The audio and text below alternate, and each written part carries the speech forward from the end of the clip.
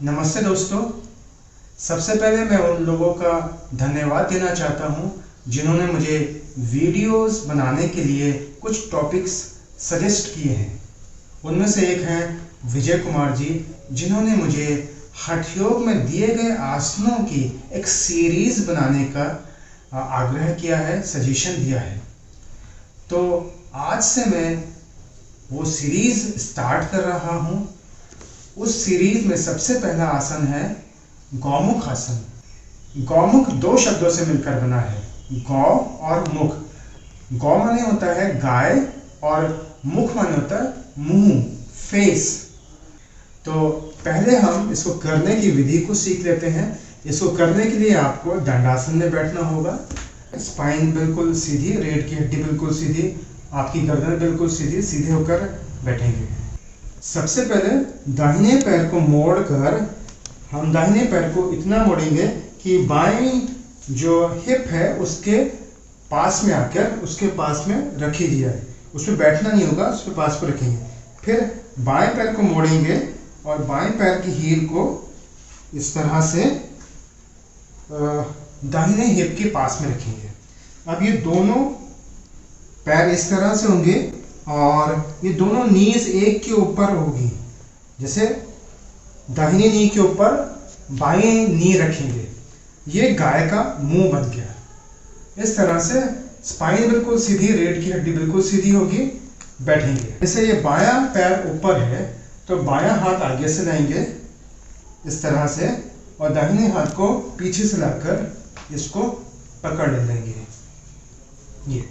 ये कोहनी बिल्कुल सीधी ऊपर होगी और ये पोजीशन होगी, सीना बिल्कुल खुल जाएगा। फिर दूसरी साइड से दोहराएंगे, इसको रिपीट करेंगे। आप क्या करेंगे कि हम बाएं पैर को नीचे से और दाहिने पैर को ऊपर से लाकर गाय का मुख बनाएंगे इस तरह से, और दाहिने हाथ को आगे से और बाएं हाथ को पीछे से यूं पकड़ेंगे। स्पाइन बिल्कुल सीधी और सिर बिल्कुल सीधा, नेक सीधी और कोहनी पूरी ऊपर खींची हुई। 30 सेकंड रुकने के बाद या 1 मिनट रुकने के बाद इसको रिलीज कर देंगे। 30 सेकंड या 1 मिनट दोनों साइड से आप इस आसन को कर सकते हैं। चलिए अब बात करते हैं उन लोगों की जो लोग इस आसन को इस तरह से नहीं बना सकते हैं। जैसे उनकी नीज अगर वो बनाने की कोशिश करेंगे तो बहुत स्टिफ होते हैं, उनकी नीज इस तरह से होगी और बहुत अजीब सी पोजीशन होती है, वो बना ही नहीं पाते हैं। तो उनके लिए भी एक सलूशन है कैसे वो इस आसन को बनाएं। कुछ लोगों के हाथ नहीं पहुंच पाते हैं, हाथ यहीं पे रह जाते हैं, इस तरह से हाथ यहीं रह जाते हैं, हाथ पहुंचता ही नहीं, बॉडी बहुत स्टिफ होती है। तो उसके लिए तरीका है कि आप ब्लॉक रखिए या फिर घर में कुशन या तकिया होगा उसको रख लीजिए और इस पैर को यहाँ क्रॉस कर लीजिए।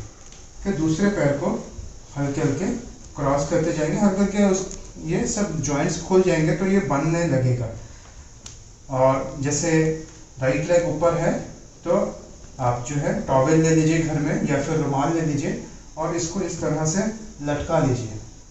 ठीक है, थोड़ा सा बड़ा है ये लटका लीजिए। अब दूसरा हाथ जैसे यहाँ से यहीं तक आ रहा है, इसको ये पकड़ लीजिए और बस पकड़ के थोड़ी देर मेंटेन रखिए। फिर कुछ दिनों के बाद हल्के हल्के ऊपर बढ़ने की कोशिश कीजिए और हल्के हल्के जब ये जॉइंट्स आपके शोल्डर जॉइंट्स खोलने लगेंगे, फिर कुछ दिनों के बाद या कुछ महीनों के बाद ये आपका छूट जाएगा और आप इस तरह से पोजीशन को बना सकेंगे। तो इन दो का सहारा ले लीजिएगा, फिर ये सहारे छूट जाएंगे और आप परफेक्ट आसन बना पाएंगे। चलिए अब बात करते हैं इस आसन को किन लोगों का अभ्यास नहीं करना चाहिए। जिनको घुटनों की समस्या है, लिगामेंट इंजर हुआ है या घुटने के जॉइंट्स में कोई समस्या है, वे लोग इस आसन का अभ्यास ना करें। अब बात करते हैं फायदों की। ये हिप जॉइंट्स को फ्लेक्सिबल बनाता है, नी जॉइंट्स के लिए बहुत ही इफेक्टिव है, फ्लेक्सिबल बनाता है, थाइस के मोटापे को और हिप्स के मोटापे को कम करता है। इसके अलावा सर्वाइकल स्पॉन्डिलाइटिस के लिए बहुत ही इफेक्टिव है, फ्रोजन शोल्डर के लिए बहुत ही इफेक्टिव है, कंधे में जो पेन होता है, नेक में जो गर्दन में जो दर्द होता है उसके लिए ये रामबाण आसन है। अस्थमा के लिए बहुत ही फायदेमंद है क्योंकि लंग्स पूरी तरह से एक्सपैंड होता है। रिप्रोडक्टिव ऑर्गन्स है उनको ब्लड की सप्लाई बहुत तेज़ी से होती है, कॉन्ट्रैक्शन होता है। आसन में जब बने होते हैं तो कॉन्ट्रैक्शन होता है वहाँ पर, और जब रिलीज़ करते हैं तो ब्लड की सप्लाई एकदम तेज़ी से बढ़ती है और उस सिस्टम को बहुत हेल्दी बनाता है। तो दोस्तों आज के लिए इतना ही। आई होप कि आपको ये वीडियो अच्छा लगा होगा। धन्यवाद।